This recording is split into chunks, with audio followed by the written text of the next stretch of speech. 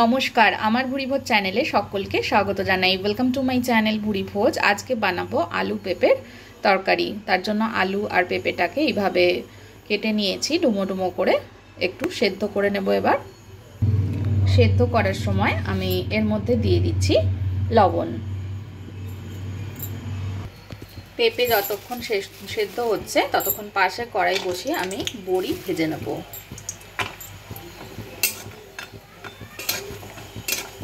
বড়িটাকে লাল করে ভেজে নিচ্ছি। বড়িগুলো লাল করে ভাজা হয়ে গেছে, এবার এটা তুলে অন্য একটা পাত্রে রেখে দেব। জলটা একটু ফুটে উঠলে আমি এর মধ্যে দিয়ে দেব মটরশুঁটি। মটরশুঁটিটাও একসাথে সেদ্ধ করে নিচ্ছি।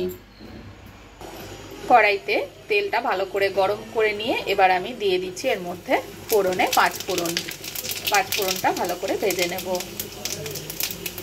এখানে গোটা জিরে, আদা আর দুটো কাঁচা লঙ্কা বেটে নিয়েছি একটু জল দিয়ে। পেঁপেটাকে আমি 8-10 মিনিট মতো সেদ্ধ করে নিয়েছি। এবার গ্যাসটা অফ করে দিয়েছি।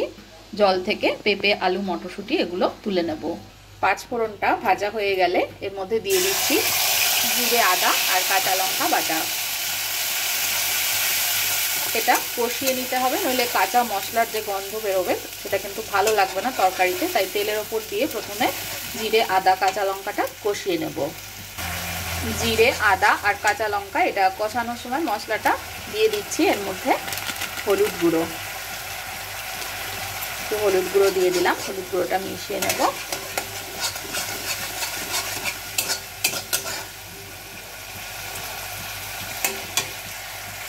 মশলা থেকে তেল ছাড়তে শুরু করে দিয়েছে। এবার আমি পেঁপে, আলু, তারপরে বড়ি, ভেজে রাখা বড়ি, এগুলো সমস্ত একসাথে দিয়ে দিলাম।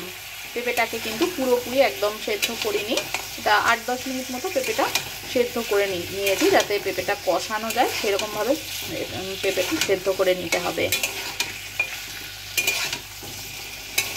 এবার আমি পেঁপেটাকে মশলার সাথে কিছুক্ষণ কষিয়ে নেব। পেঁপে, আলু, বড়ি, মটরশুঁটি সমস্ত কিছু কষিয়ে নিচ্ছি। 2-3 মিনিট কষানো হলে তারপরে আমি এর মধ্যে জল দিয়ে দেব।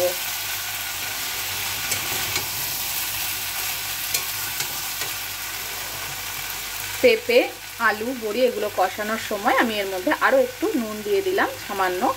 পেঁপে সেদ্ধ করার সময় লবণ দিয়েছিলাম, কষানোর সময় একটু নুন অ্যাড করে দিলাম।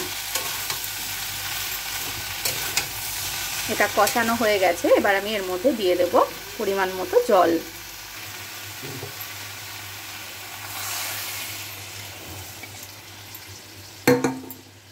এবার এই জলে ভালোভাবে সমস্ত কিছু সেদ্ধ করে নিতে হবে।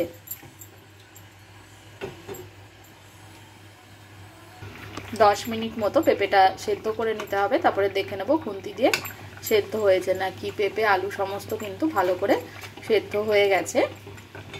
এবার আমি শেষে এর মধ্যে দিয়ে দেব একটু চিনি।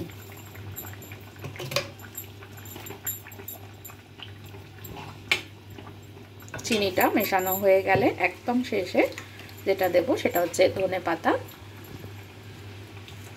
ধনেপাতাটা একটু ভালো করে মিশিয়ে নিলেই পেঁপে, আলু, বড়ির নিরামিষ ঝোল কিন্তু একদম রেডি হয়ে যাবে। গরম গরম ভাত বা রুটির সঙ্গে এই তরকারিটা খেতে পারবেন। রেসিপিটা ভালো লাগলে আমার চ্যানেলটাকে যারা এখনও সাবস্ক্রাইব করেননি তাদেরকে অনুরোধ করব সাবস্ক্রাইব করে নেওয়ার জন্য। সকলে ভালো থাকবেন, সুস্থ থাকবেন।